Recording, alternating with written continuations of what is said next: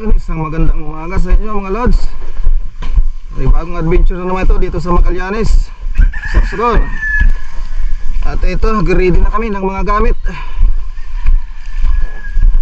Manaan namin yung sinasabi nilang tripod dyan na baka may king mac at madaming pelagic na madali. Ayun, ganda ng sikat ng araw. Sana'y makarami kami ngayon. Tara, samahan nyo kami ulit mga lods. Let's go!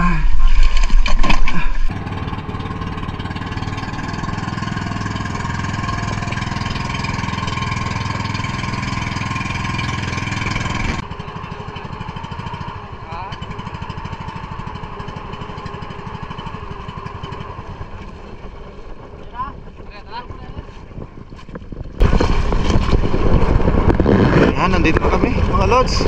Ano? Sana malinaw yung ilalim dahil dito sa ibabaw napakalabo. Alright, tripod. Subukan namin yung mga nilaglag na tripod dito. Mga ilang taon na nakalipas. Namana na kami dito nung nakarang taon at nakadali kami. Pero ngayon titingnan namin kung mayroon. Yan, prepare na kami at magdadive maya maya. Let's go!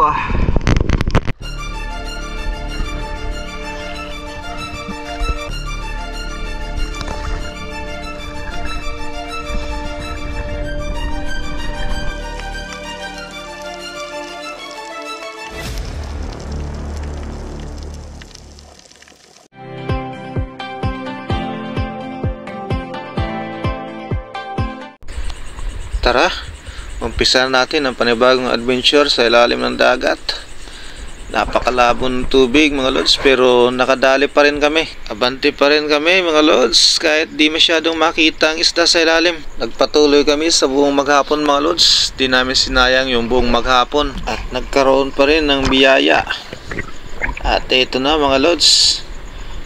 Tara, sabayan nyo sa ilalim ang mga espiro. Sisirin natin ang tripod ng Magallanes Sorsogon mga lods. At ayan mga lods, rubber loaded na tayo. Subukan na natin ang unang dive sa araw na ito. Dive safe mga ka-espiro. Halos 10 di pala ang lalim ng unang dive na ito mga lods. At ito yung unang isda sa araw na ito. Ang daming isda na nagpakita habang palapat ako sa buhanginan mga lods, dahil ang nalagyan ng tripod na ito ay puro buhangin mga lods, walang bahura. Pero hindi kagad ako tumira mga lods dahil nakala ko na mayroong mas malalaki pa na makikita sa ilalim. Pero nang may duman ulit na isang grupo mga lods, ay tumiran tayo kagad. Hindi ko na hinayaan na lumampas pa, kaya nakadali tayo ng unang isda sa araw na ito. Good size na rin yan mga lods. Ganyan na uri ng isda ang mas marami sa ilalim. Hindi nga lang kita masyado sa camera mga lods, pero napakarami niyan sa ilalim.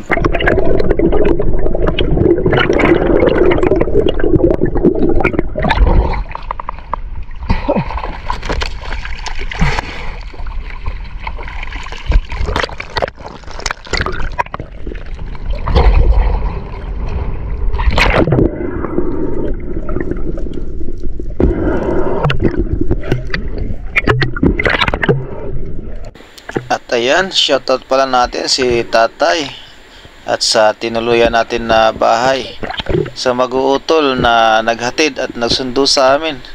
Shoutout sa inyong lahat at maraming salamat mga buddy.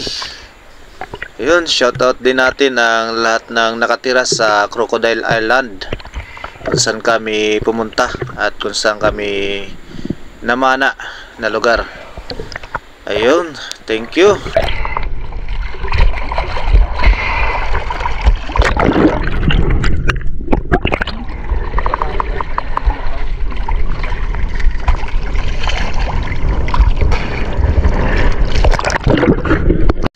Makalipas ang ilang ulit na pag-dive mga lods na hindi tayo pinalad sa isda, ito na yung sumunod At masisilayan nyo kung gaano karaming isda ang lumapit habang nakalapat ako sa buhanginan. Matagal bago ako nakatira ng isda mga lods. Hanap ko talaga yung mas malapad-lapad na pwedeng matira. At ito yung mas marami na nagpakita mga lods. Ito yung nasa malapit na distansya pero hindi yan ang target natin. Ang isda na yan ay lapis kung tawagin dito sa amin sa Bicol, probinsya.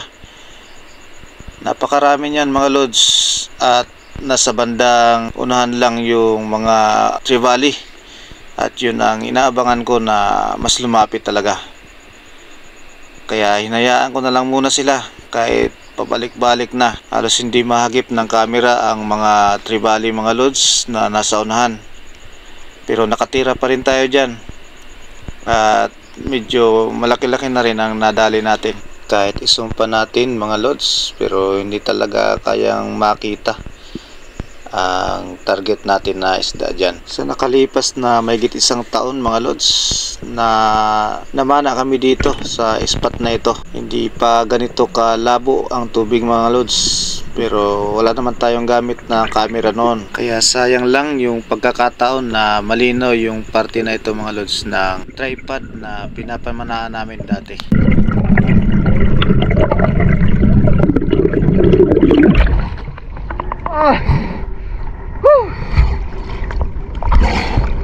May bugos. May bugos. May bugos sila nagdi. Ha? May bugos sila.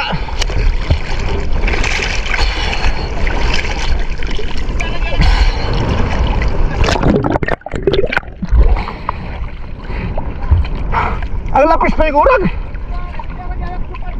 Ah! Pa yung ulan ganis.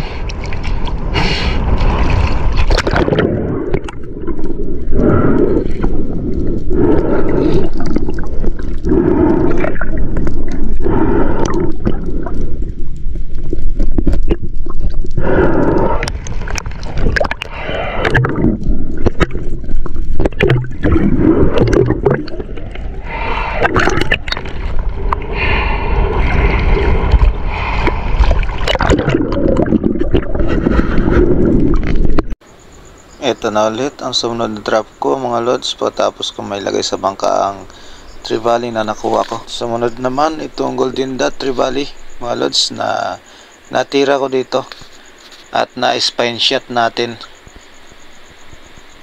Makikita mo na lang talaga yung isda kapag natira na pana na mga lods. Ganun kalabo sa ilalim mga lods.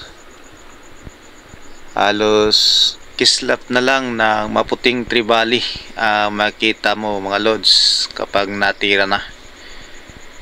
At ayan na mga lods, nandiyan na siya. Yun, doon na natin makikita yung isda mga lods kapag natuhog na ng pana. Pero kapag lumalangoy pa, hindi halos mapansin sa camera mga lods.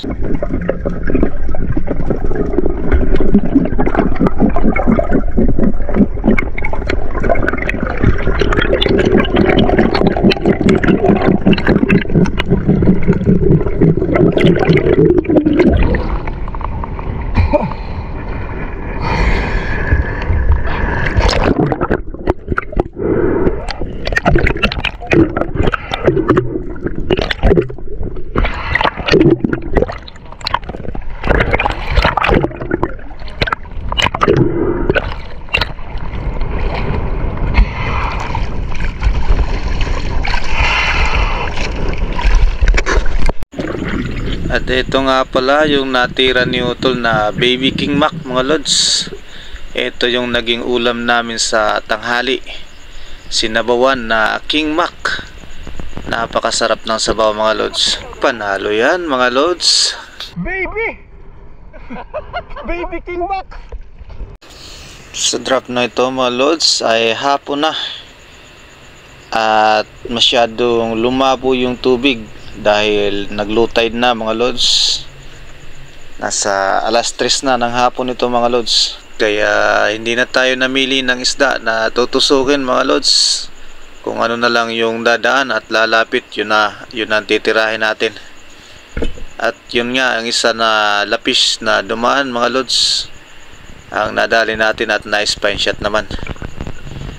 Pangulam na rin na isda yan mga lods.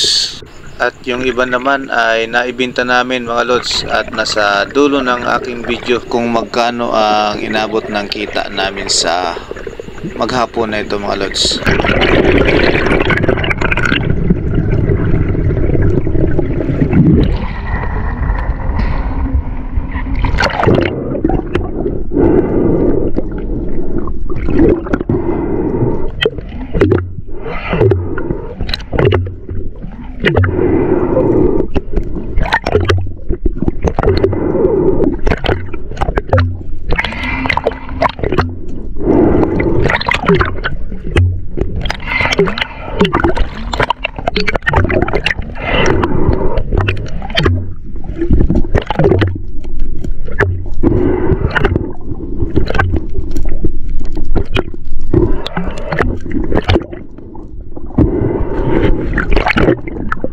At ito na yun mga lods, ang dive ko na nakakuha ko ng malaking Diamond Tree Valley. Habang papalapat ako sa buhangin mga lods, napansin ko na ang isang Diamond Tree Valley. At ayun, natira naman natin ng maganda. Pero dahil malaki na, napakalakas na humatak mga lods. Kaya dali-dali akong paahon mga lods para mauna ako sa ibabaw at mapigilan natin ang langoy niya para hindi sabit sa mga tripod na nandun. Medyo matatalim kasi ang mga shell na tumubo sa tripod mga lods, kaya mas okay na mapigilan natin ang langoy niya.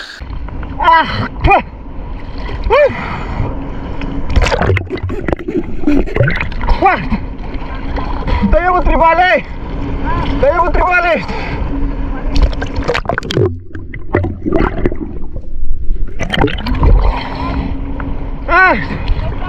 Huwag na mga tripod dyan oh!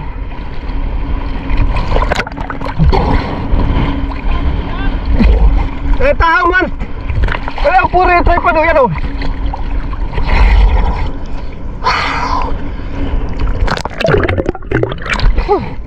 Haba na nga yung datat oh!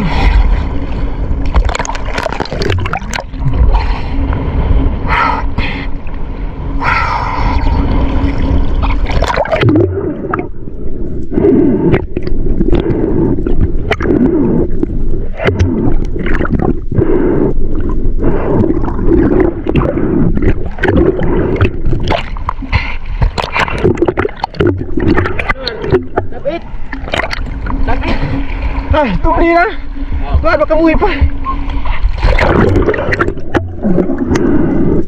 Kailangan pa second shot na rin natin mga lods para mas sigurado natin ang isda na makukuha natin. Mayangat natin pa ibabaw. Sayang naman kasi pag makawala pa. Mahaba na yung nahatak niya na shooting line, kaya mas okay na yon. At nadali naman niya mga lods. At pagkatapos nga masecure ang Diamond Tree Valley na yan mga lods, nagdesisyon na kami na umuwi na kasi hindi na kaya. Napakalapit na talaga ng tubig mga lods. Masyadong low tide na rin. At ang oras na yan ay nasa 4 PM na. Kaya okay na yon. Tama na yung nakuha namin ngayong araw. At panalo na yan.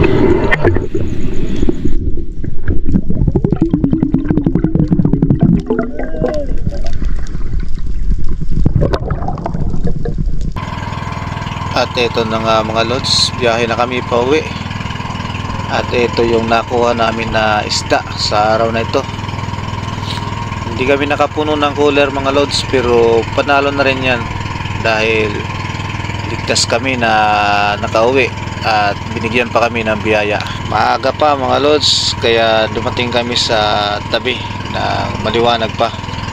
Malapit lang kasi yung spot na yan mga lods kung saan kami namana.